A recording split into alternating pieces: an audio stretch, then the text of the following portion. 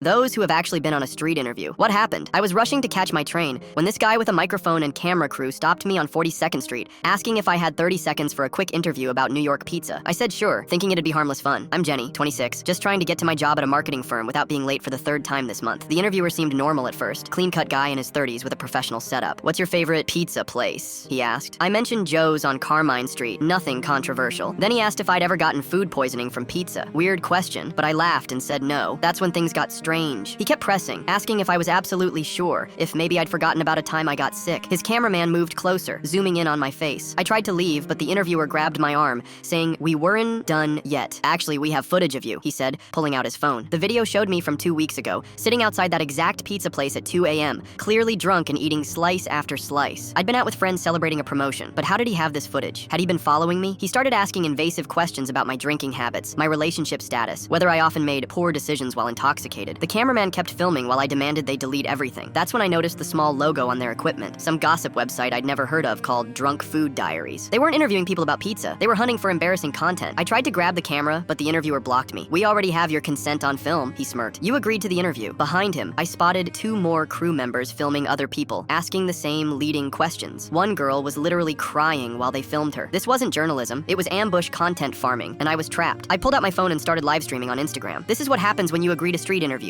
I said loudly. The interviewer's face changed instantly. "Turn that off," he demanded, but I kept filming. Within minutes, my followers were commenting, recognizing the crew from other viral harassment videos. Someone tagged the NYPD's Twitter account. The interviewer tried to snatch my phone, but I dodged and kept broadcasting. "They follow drunk people, film them secretly, then ambush them weeks later for content," I explained to my growing audience. The cameraman finally lowered his equipment, whispering urgently to his boss. They knew they were caught. 2 cops showed up within 10 minutes, responding to multiple reports of harassment. Turns out this crew had been doing this for months, following people from bars and building files of embarrassing footage to use in fake interviews. They'd been reported in 3 different boroughs, but kept changing their company name and moving locations. The officers made them delete all footage from that day and took down everyone's information for a formal investigation. 3 weeks later, I got a call from a lawyer representing 12 other victims. We filed a class action lawsuit for invasion of privacy and harassment. The website shut down within a month, but not before we found out they'd been selling the most embarrassing clips to tabloid sites for thousands of dollars. They'd made over $200,000 humiliating drunk people under the guise of street interviews. The crew leader got 6 months in jail and $50,000 in fines. I got a $15,000 settlement, but more importantly, I started warning everyone about predatory content creators. Now, whenever I see street interviews, I watch from a distance, checking if they're targeting vulnerable people. Sometimes the most innocent question is just bait for something much worse.